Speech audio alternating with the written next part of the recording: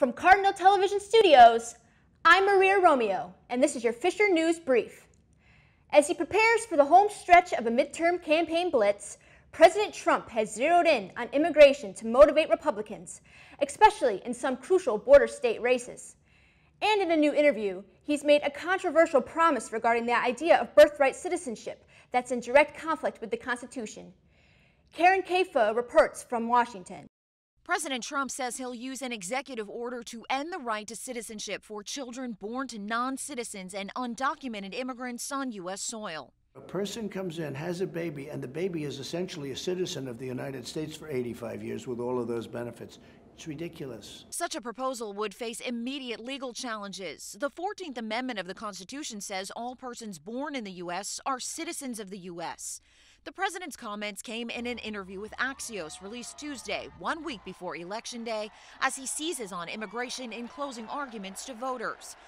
On Monday, the White House announced the deployment of 5,200 troops to the border with Mexico, as thousands of Central American migrants make their way toward the U.S. The president's simply determined to make sure that we got the manpower on the border to provide the support as appropriate to the Border Patrol, to continue to harden our border to ensure that the people that are applying into our country are doing so through ports of entry and under the color of the law. While Trump believes the issue will energize the GOP in border states with key Senate races, others say it could alienate moderate Republicans in key suburban House races. We've put more money into veterans care, NIH funding, battling the opiate epidemic. We should be talking about those issues, and we should be reminding voters of the positive things that we have done, not doing this, doom and gloom immigration stuff. On Wednesday, the president kicks off a stretch of 11 rallies in 6 days. In Washington, I'm Karen Caifa. More than a week after a Michigan man captured a picture-perfect image of a man proposing to a woman on a cliff, the mystery couple is revealed. It took thousands of shares on social media to solve the mystery. Christy Fajardo has the story. With a beautiful backdrop, even the golden lighting was picture perfect.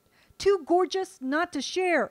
But the photographer, Matthew Dipple of Michigan, had no idea who that was on bended knee, nor the identity of the mystery woman perched on Taft Point in Yosemite. I posted it in hopes to find them on everything, and now on Twitter it's gone viral. Those who saw the photo wanted to know who they were too, sharing the post over 166,000 times since October 17th. Dipple even took his search to the media. I truly hope the photo finds you. I've got a pretty solid photo for you, and I'd really like to share it with you because it's truly a beautiful moment. Yosemite National Park is a popular spot for couples in love, and days went by with no word. In fact, the Alhambra man in the photo skipped right over it on social media. Then Charlie Bow realized that was him and his bride-to-be, Melissa. It's an amazing feeling. It was so awesome. It was a great photo that it was timed perfectly, and it's just such a coincidence. He tells us via FaceTime it was actually the second proposal. The other was for his family, but that day in Yosemite was meant just for her. Oh, I had no clue. We went with two friends, and they were just helping us take random photos, just spontaneously. Here's one of the photos taken by a friend. Vo wanted to give Melissa the perfect proposal, but it was a stranger who gave them the perfect memory. A vibrant 97-year-old with a lot of years left. All were among the 11 people whose lives abruptly ended on Saturday when a gunman stormed the Tree of Life Synagogue in Pittsburgh's historic Squirrel Hill neighborhood. Camilla Burnell has more for those who are remembering them. I went up to the synagogue to just be in the perimeter to wait for my friend to come out. He was one of the people wounded. The country standing together in defiance after the deadliest attack on the Jewish community in American history. I can see that the American people abhor this sort of action. The man accused of gunning down a Pittsburgh synagogue was wheeled into court for his first appearance Monday. He's scheduled to be back in court on Thursday. The 46-year-old suspect is being held without bond and faces 29 federal charges, including 11 murder charges. The victims, who are being remembered by family and friends, include a married couple, a beloved doctor, and a pair of brothers. Cecil and David were special, especially Cecil, who was more gregarious of the two. And whenever I would see him, which was often because he would come to synagogues and places where we'd be together, Cecil always had a smile, a greeting, and a very pleasant conversation. Family and friends of those brothers will gather for funeral services Tuesday. Are you a Java junkie? Hate to break it to you, but your daily fix may be a problem. Reed Binion explains what to look for in today's Health Minute. A good old cup of Joe can jumpstart any morning, but too much coffee can be bad for your health. Researchers say healthy adults can consume up to 400 milligrams of caffeine a day. That's about 4 8-ounce cups of coffee. If you need to cut back on caffeine, keep a diary.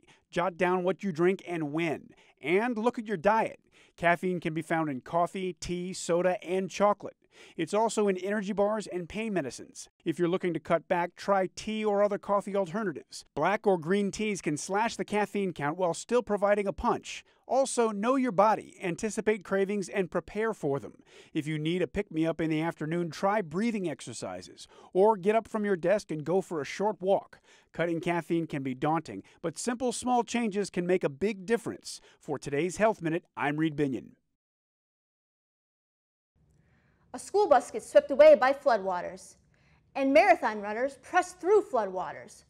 Coming up in today's Take a Look at This. Watch this school bus driver ignore warnings, drive into floodwaters, and get swept away. Dashcam video captured the driver approaching the flooded area in Leander, Texas in mid-October. Police say as the driver approached the area, he ignored a posted warning sign. Moments later, he tries to cross rushing floodwaters and gets swept away. Police ended up rescuing the driver and one student from the bus. Thankfully, no one was injured. The driver was ultimately fired from his job and is facing multiple charges. Leander Police, meanwhile, posted the video on social media, adding these words of caution, quote, "Turn around, don't drown" is not just a catchy phrase, but potentially a life-saving reminder. Some athletes in Italy had a run-in with floodwaters when they had to run in floodwaters at the annual Venice Marathon.